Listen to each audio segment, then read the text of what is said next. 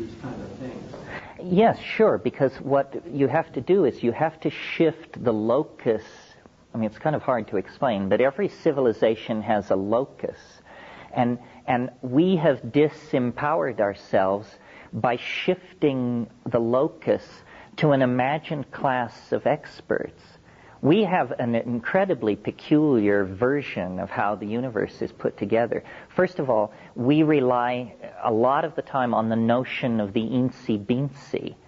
Genes, viruses, atoms, elementary particles.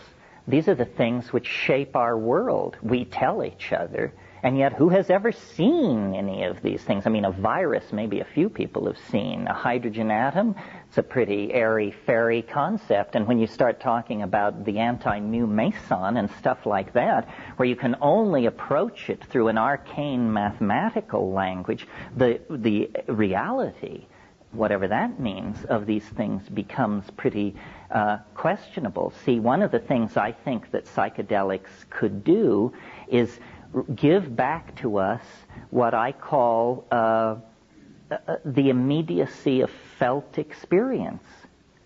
Since the rise of Cartesian analysis in the 17th century, everything that we experience has been defined as what are called secondary characteristics. Color, a secondary characteristic. Feeling, and what's real is mass, momentum, charge, spin, stuff like this, which, these are the primary qualities of the universe. Whoever encounters or deals with them. We need to model reality so that it is understandable to us. I mean, that statement should even have to be made shows how far off track we are. Our current model of reality is excellent for describing the behavior of hydrogen at the center of stars or something like that. Terrible for explaining to you how you're supposed to stay tuned to your girlfriend. So somehow we have sold out to abstraction.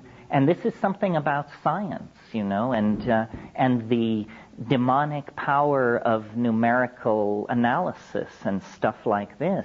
I think that part of what the psychedelic revolution is and why it is so politically threatening is because a psychedelic person does not believe anything they cannot confirm for themselves through thought, intuition, or feeling.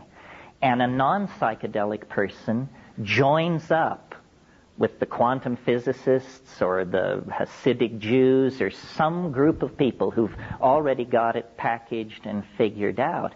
I mean, the UFO thing is a good example. Everybody's interested in UFOs and, are there space people, are there not? And I think most people think that the news will come, that the way you encounter a UFO, the way most of us will encounter a UFO, is that the president will call a press conference and say, that the time has come to speak frankly about certain declassified material and that, yes, in fact, it has been going on. I mean, that's not how it's going to happen. The way it's going to happen is on 5 grams in silent darkness in your living room, and that's real. If flying saucers were to land on the south lawn of the White House tomorrow, it would be minor news compared to what can happen to you a minute and a half after smoking DMT.